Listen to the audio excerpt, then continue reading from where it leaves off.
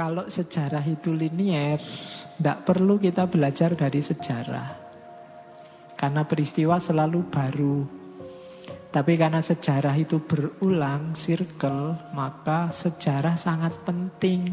Jangan sampai kita jatuh ke lubang yang sama 2 kali. Ya pasti diawali dari lahir, tumbuh, dewasa. Hati-hati kalau sudah dewasa. Biasanya terus stagnan. Merasa sudah puncak, ya stagnan. Karena sesuatu itu kalau sudah puncak kan nggak ada alternatif lagi selain turun atau bertahan. Nggak ada lebih tinggi lagi. Wong sudah puncaknya. Mau naik ke puncak gunung kan sudah sampai puncaknya gunung kan selesai.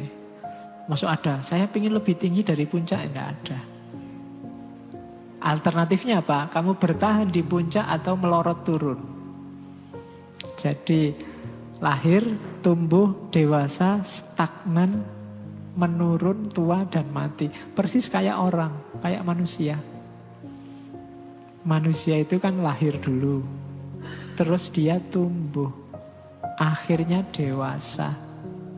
Punya kerjaan, mapan, punya anak, punya aktivitas rutin, dan seterusnya.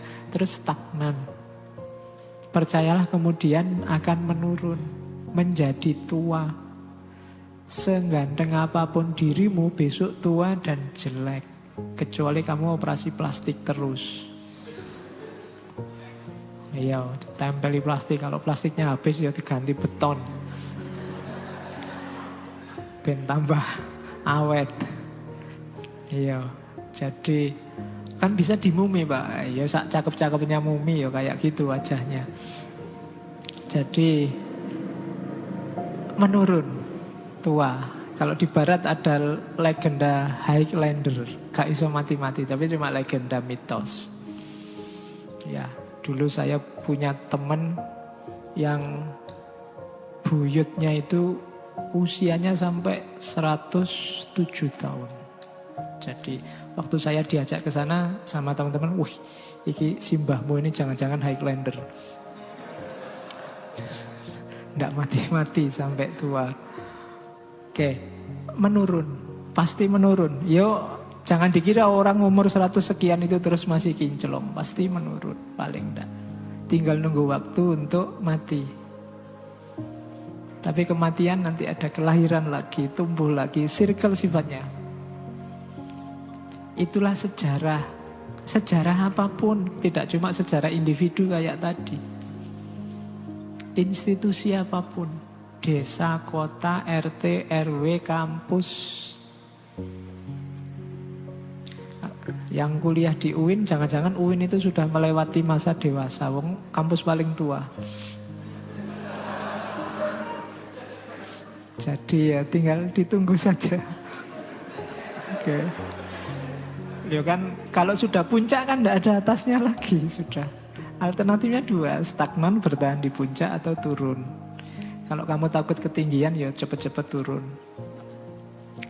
Oke. Terus kuncinya apa? Tumbuh dan berkembangnya masyarakat. Kalau menurut Ibnu Khaldun asobiyah. Asobiyah itu terjemahannya mungkin pasnya solidaritas sosial. Semakin kuat asobiyah, semakin kuat struktur masyarakat. Semakin asobiyah yang dilarang itu kan asobiyah yang sifatnya dogmatik. Tapi secara sosial, asobiyah ini jadi kunci kohesi sosial. Kalau bahasanya Durkheim. Kapan-kapan kita ngomong Durkheim ya, filosof barat tapi namanya sangat Islam. Ya itu bapaknya mungkin suka sama Islam jadi ngasih namanya, ya harusnya Abdurrahim tapi terus jadi Durkheim. Beliau enggak, memang begitu. Kamu tanya bapaknya kalau nggak percaya. Jadi kuncinya asobiyah. Yang menjamin asobiyah apa? Paling kuat asobiyah itu keturunan, kekerabatan. Kalau masyarakat itu saudara semua, itu lebih kuat kohesinya. Makanya Nabi wanti-wanti al-muslimu akhul muslim, dianggap saudara lah. Karena ikatan saudara ini ikatan yang paling kuat. Pacar aja bisa putus, kalau saudara susah putusnya. Maka keturunan, kekerabatan ini ikatan asobiah paling kuat. Makanya dulu di antara strateginya pendatang itu untuk bisa membaur dengan masyarakat lokal itu menikahi masyarakat lokal. Dengan itu dia lebih terikat di sana. Punya sentimen sekarang, punya kedekatan. Jadi keturunan atau kalau tidak persekutuan. Persekutuan itu ya kayak dulu ada tentara sekutu gitu kan, persekutuan. Sekutu bukan maksudnya besarnya kecil sekutu. Jadi persekutuan itu ya bikin geng baru dari berbagai unsur terus jadi satu. Persekutuan antara UIN dan UGM dalam rangka mendemo itu persekutuan. Jadi kesepakatan bersama itu bisa jadi dasarnya asobiah. Kesetiaan itu juga bisa. Bukan saudara, bukan sekutu, tapi terpaksa harus setia karena sekarang jadi suaminya. Nah itu kan jadi asobiah. Karena sudah terlanjur bikin perjanjian, kita harus setia sama perjanjian. Atau penggabungan, merger itu bisa. Atau perbudakan. Perbudakan ini sebenarnya relasi paling rendah, tapi dialah bisa menjamin asobiah juga. Biasanya budak dari siapa itu hidup matinya dipersembahkan pada tuannya. Jadi ada emosi keterikatan juga, ada solidaritas juga. Jadi untuk masyarakat itu kuat, asobiahnya harus kuat. Perekat sosialnya kuat. Semakin longgar ikatan asobiah ini, semakin bahaya kehidupan masyarakat. Maka semakin banyak kita terpecah-pecah hari ini, semakin tinggal nunggu waktu kita akan hancur. Karena memang negara, komunitas sosial ini kan kayak kesepakatan bersama. Semakin orang tidak sepakat, ya semakin kita diambang pembubaran. Maka hati-hati dengan hilangnya asobiah.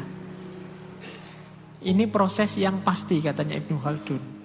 Asobiah mempengaruhi tumbuhnya negara. Jadi ini loh yang teori siklus tadi. Yang pertama, waktu negara didirikan itu biasanya kompak-kompaknya. Di era inilah lahir Sumpah Pemuda, karena memang fase pertama. Baru dekat-dekatnya, baru kompak-kompaknya. Asobiahnya paling kuat. Zaman itu orang berjuang bersama, tidak pernah mikir kamu NU apa Muhammadiyah, kamu enggak. Hari ini kita lirik-lirikan, zaman dulu Mbah Hashim, Mbah Dahlan itu berjuang di jalurnya sendiri-sendiri tanpa harus lirik-lirikan. Karena punya musuh bersama. Jangan-jangan memang kita harus punya musuh bersama biar kompak. Yo nganggur-nganggur nyerang negara mana lah kan gak apa-apa. Sopo ngerti kalau punya musuh bersama terus kita kompak. Dulu kan Gus Dur juga usulnya gitu. Ini Indonesia nggak beres-beres, enaknya kita nyerang Amerika saja ya. Kan enak katanya. Lah kalau kalah Gus, kalau kalah kan enak. Nanti kita di bawah Amerika, kita makmur, Amerika kaya. Lah kalau menang Gus, nah itu yang saya belum mikir. Kalau menang gimana terusan? Jadi kita nggak membayangkan kalau menang. Kalau kalah kan enak, kita tinggal nunggu, diatur, dikasih subsidi. Kalau menang yang susah. Jadi asobiah paling kuat di era pendirian. Ya kalau kalian bikin organisasi lah. Organisasi itu paling kuat kan di era-era awal. Sentimennya paling kuat. Oke, peserta ngaji ini yang bertahan sampai hari ini dari generasi paling awal itu biasanya paling setia. Kadang-kadang pokoknya di selak-selak itu sudah nggak peduli dia ngaji paham apa ora, yang penting teko. asobianya paling kuat. Oke, nah begitu negaranya jadi masuk ke tahap kedua. Sekarang sudah ada presidennya, ada pemimpinnya. Biasanya penguasa-penguasa ini ingin menciptakan status quo, stabilitas. Pemusatan kekuasaan. Bikin aturan yang menguntungkan penguasa, rakyatnya disuruh patuh. Era kedua ini masih sukses, asobianya masih lumayan, tapi sudah mulai turun. Jadi ketika penguasa mulai bikin aturan-aturan, mulai ngatur-ngatur, sehingga ada yang sampai yang tertindas, ada yang sampai terpinggirkan, mulai asobianya turun. Ini era membangun. Kalau di Indonesia mungkin zaman Pak Soeharto, era pertama zaman Pak Soekarno. Cuma itu Ibnu Khaldun tidak ngerti, Indonesia presidennya banyak setelah itu. Itu kan cuma sampai 5. Harusnya bisa sampai 7.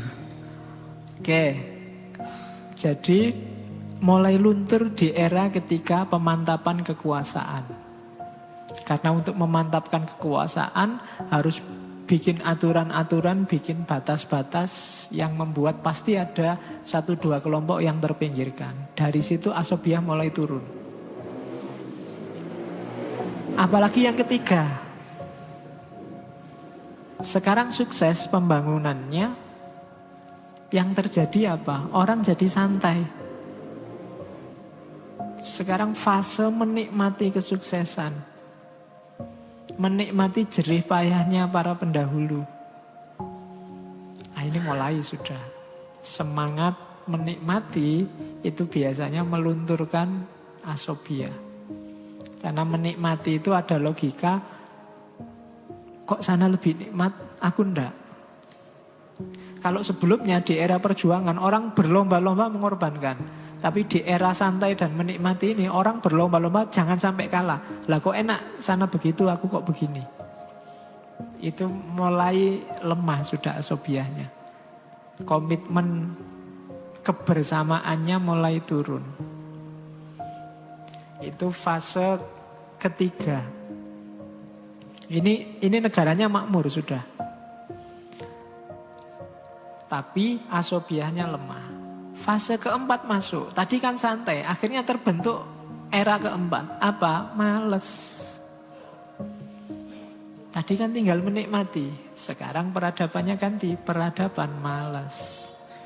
Itu bahaya paling besar yang mengancam negara itu sebenarnya bahaya malas. Kalau cuma narkoba bisa direhabilitasi, tapi orang males itu susah, tidak ada rehabilitasinya. Ya kan? Tidak ada rehabilitasi orang-orang males itu tidak ono. Orang males itu cirinya apa? Dia pengen hasil tapi males usaha. Tidak mau usaha. Pinginnya dia dapat enak terus, tapi perjuangannya ya kamu yang berjuang. Sebagai pemimpin tugasmu. Kan senangannya gitu. Itu generasi males sudah. Jadi begitu masuk fase keempat ini jangan mikir asobia sudah. Sudah wassalam. Orang sudah cenderung pasif. Negara mulai kacau. Kenapa tidak produktif lagi sekarang? Kebutuhan mulai tidak terpenuhi. Mulai males. Nah, ketika males ini terjadi, pasti masuk ke fase kelima. Apa? Menghabiskan sumber daya. Modal kita sedikit demi sedikit kita pakai sendiri untuk memenuhi kebutuhan. Kemarin nggak terpenuhi. Kenapa? Karena kita males. Kalau sudah ini nggak usah ngomong asobia lagi sudah. Itu satu langkah menuju wallahu a'lam bishawab. Jadi wassalam sebentar lagi. Jadi sumber daya alam, sumber daya manusia habis. Karena kita tidak bisa memproduksi yang baru. Kenapa? Masyarakatnya males. Karena sebelumnya dibentuk hanya untuk menikmati. Jadi dari situ lingkaran sejarah akan berulang lagi. Kalau sudah hancur pasti akan lahir yang baru. Nah, Prosesnya akan begitu lagi. Yang beda cuma durasinya. Lama-lama pasti terjadi. Setelah era mendirikan yang asobianya kuat, pasti ada era membangun. Ini tinggal pinter-pinternya penguasa. Kapan sampai durasinya lebih panjang apa lebih pendek. Karena pasti akan nyampe pada setelah membangun menikmati. Kalau sudah terbiasa menikmati pasti males. Begitu males, modalnya lama-lama habis, yang terjadi menghamburkan kekayaan, menghamburkan kas, menghamburkan saving. Dan itu akan hancur lagi, akan lahir yang baru lagi. Terus begitu. Itulah sejarah yang berulang. Itulah mungkin yang dibilang oleh Hegel kemarin, ternyata satu-satunya hal yang kita pelajari dari sejarah adalah kita tidak pernah belajar dari sejarah.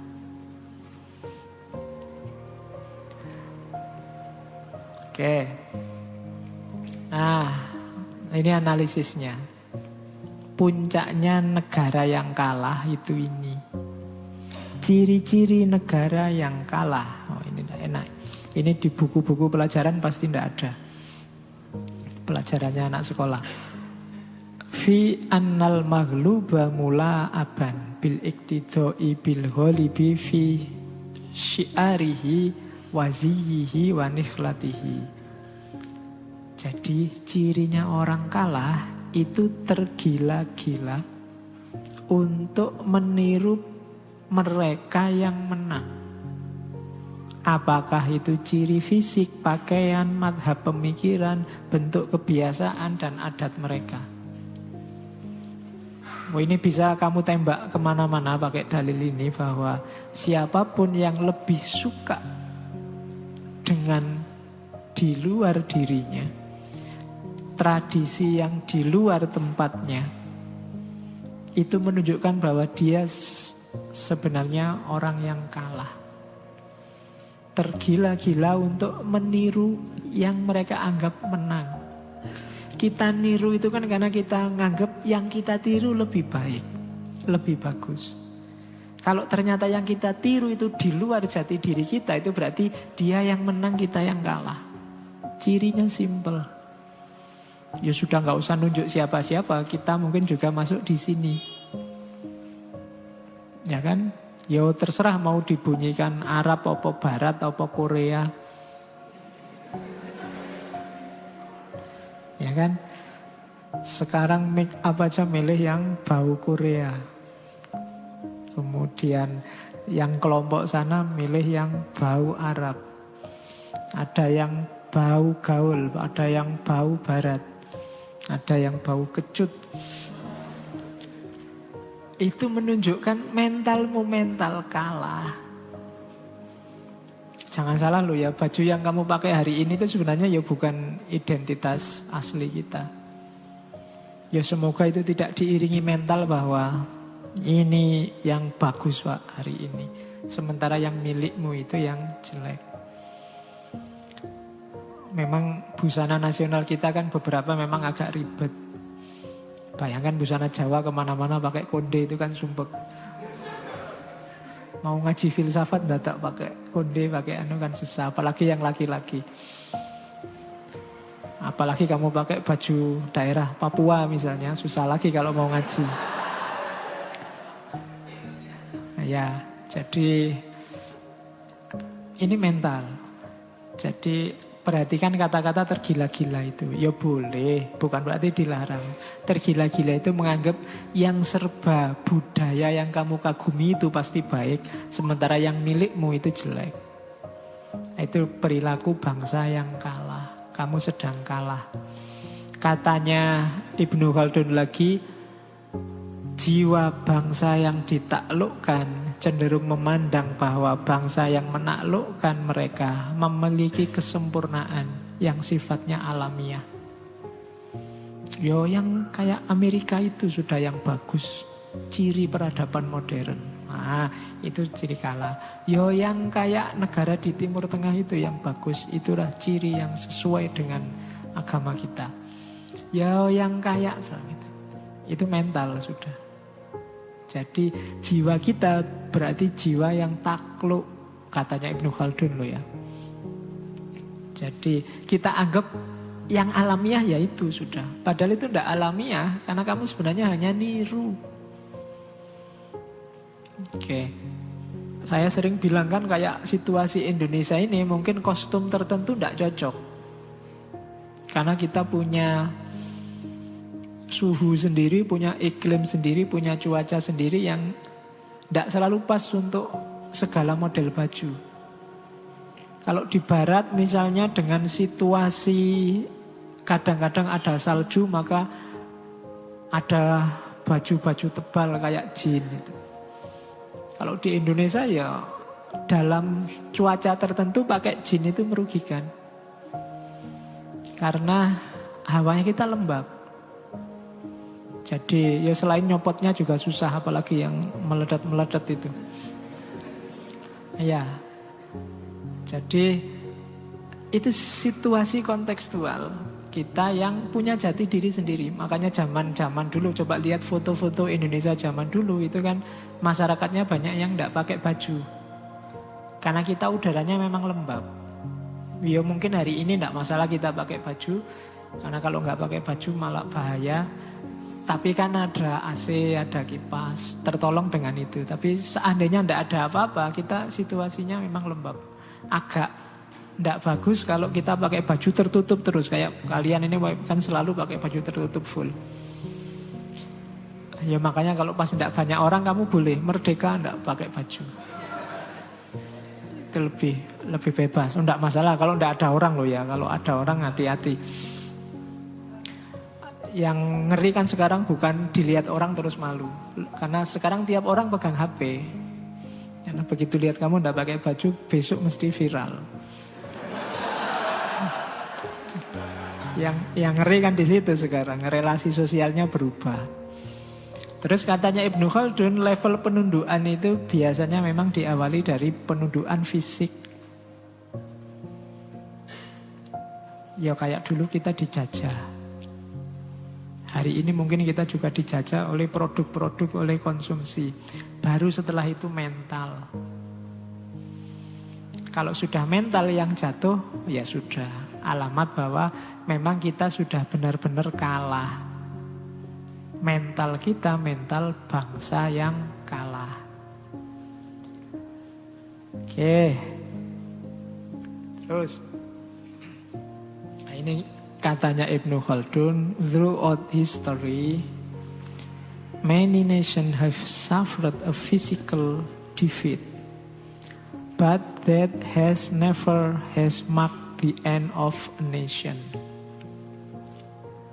But when a nation has become the victim of a psychological defeat, then that marks the end of a nation.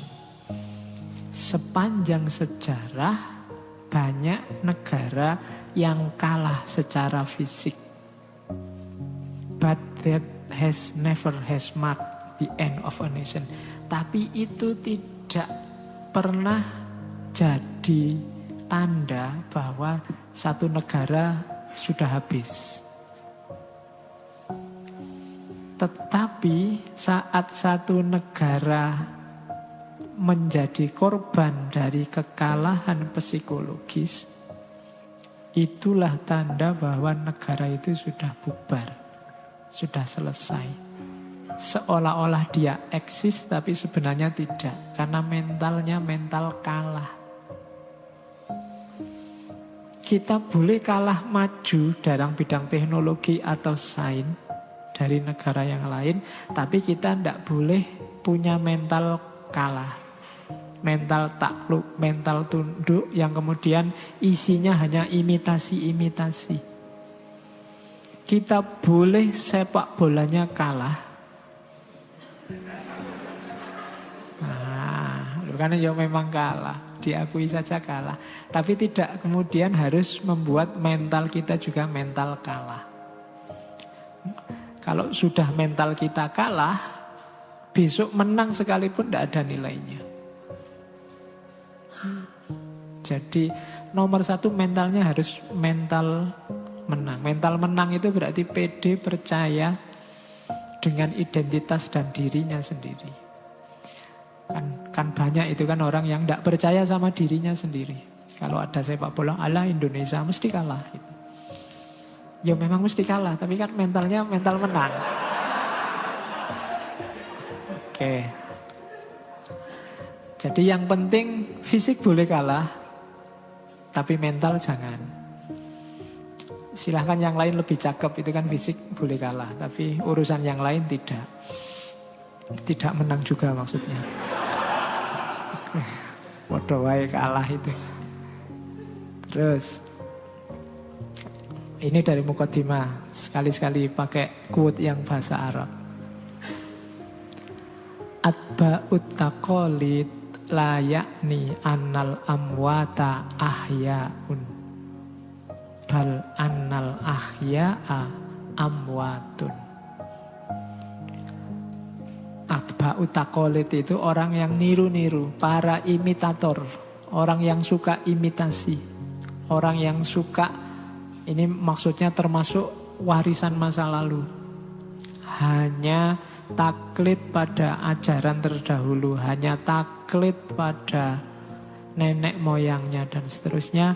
Layakni anal amwata ahyaun, bukan berarti bahwa yang sudah mati sekarang hidup lagi, tapi kebalikannya, bal anal ahya'a amwatun, tapi yang sekarang hidup itu sebenarnya mati. Jadi kalau kita tidak kreatif sama sekali, budaya kita hanya budaya ikut-ikutan, termasuk ikut-ikutan nenek moyang kita, tanpa ada kreativitas sama sekali, itu bukan berarti bahwa kita menghidupkan yang sudah mati. Tapi maksudnya justru kebalikannya, kita sedang mati, mematikan yang sekarang hidup. Jadi kebalikannya, makanya harus kritis, jangan hanya ikut. Kita punya sejarah sendiri, kita punya konteks sendiri. Bangun zaman sesuai visimu. Nenek moyangmu sudah bagus membangun dunia sesuai visi mereka. Ketika para ulama zaman dulu kita taklidi, itu yang salah kita yang taklid, bukan mereka. Mereka sudah berpikir sesuai zaman mereka masing-masing. Kita yang tidak kreatif, kita maunya niru saja. Melanjutkan Pak, ya melanjutkan itu alasan karena kita males tadi. Tidak mau berpikir yang baru. Akhirnya kita jadi bangsa yang hanya konsumen, mengkonsumsi. Dan jangan salah, orang yang mengkonsumsi itu disetir, didikte oleh orang yang memproduksi. Kuncinya di situ. Jadi jangan sampai kita jadi atba'ut taqalid. Karena itu berarti kita sedang bunuh diri, mematikan yang sekarang hidup. Oke. Terus, he who find a new path is a pathfinder, even if the trail has to be found again by others. And he who walks far ahead of his contemporaries is a leader, even though centuries pass before he is recognized as such. Dia yang menemukan jalan yang baru adalah seorang pelopor, seorang pemandu, meskipun masih harus dilanjutkan, ditemukan lagi jalannya oleh orang lain. Jadi kalau kita kreatif menghasilkan sesuatu, kitalah pelopor yang sejati, kitalah pionir, meskipun belum sempurna, karena nanti pasti akan dilanjutkan oleh yang lain. Tidak ada manusia yang sempurna. Jadi kitalah pathfinder, jadi seorang yang bikin jalan, bukan orang yang marah-marah ketika jalan sudah jadi. Hari ini kan banyak orang yang jalannya wis tadi baru nesu-nesu. Bukan karena jalannya, karena ganti ruginya kurang. Dan yang kedua, dia yang berjalan jauh di depan orang-orang sekelilingnya adalah seorang pemimpin. Meskipun berabad-abad berlalu dan dia belum diakui sebagai pemimpin. Jadi kita yang sudah maju ke depan, kemudian ngasih contoh di depan, sebenarnya kitalah pemimpin. Meskipun nggak ada yang akui, sampai besok-besok mungkin belum diakui orang, tapi tidak usah khawatir dengan pengakuan, kitalah pemimpin. Jadi ini mendorong kita untuk kreatif terus, aktif, jangan males, biar peradaban kita tidak runtuh. Itu maunya Ibnu Khaldun. Oke, kalimat terakhir di Muqaddimah. Jadi sedahsyat itu teori-teorinya Ibnu Khaldun. Beliau tetap merasa bahwa teorinya belum sempurna. Mungkin sarjana lain yang datang kemudian, yang mendapat anugerah Tuhan berupa pikiran yang besar dan keserjanaan yang kokoh, ada yang ingin memasuki persoalan-persoalan ini secara lebih mendetail daripada yang telah kami lakukan. Jadi dia ingin, ya saya manusia terbatas. Meskipun kita merasa beliau ini sudah dahsyatnya luar biasa, tapi enggak, ini belum selesai. Jangan berhenti di saya. Harus ada penerus-penerusnya. Para generasi selanjutnya lah yang secara bertahap dapat menjawab persoalan-persoalan itu. Sehingga disiplin ini dapat disuguhkan dengan sempurna.